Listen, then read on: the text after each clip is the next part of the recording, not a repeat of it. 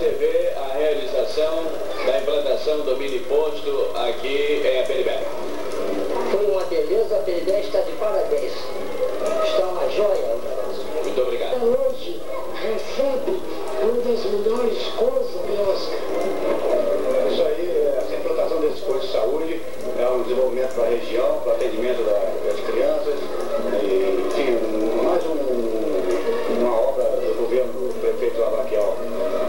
Eu achei muito bacana, é uma maravilha. Parabéns, prefeito. E como você veio bem também. Mais uma vez, de parabéns ao prefeito Lavaquial e sua equipe por essa implantação.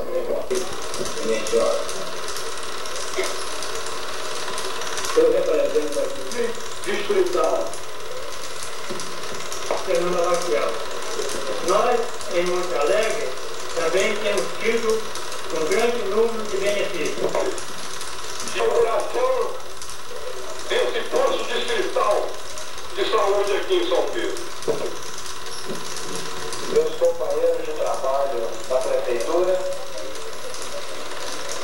doutor Elísio, chefe da Divisão Municipal de Saúde, senhor Pedro Barreira, da Divisão Financeira, senhor Anilton Gabriel, o posto distrital de saúde, cujo nome do patrono está sendo estudado pelo honrado Conselho Municipal de Cultura, a professora Maria Milda e a professora Vera Kevin, e pelo juiz de direito do Distrital de Saúde.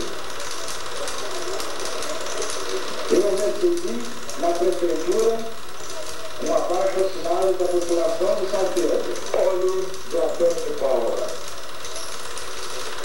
Jurídico, senhoras e senhores, tivemos a palavra de seu excelência, o prefeito municipal, Fernando Berlingeiro Lavaquial. Pessoal, por favor, fiquem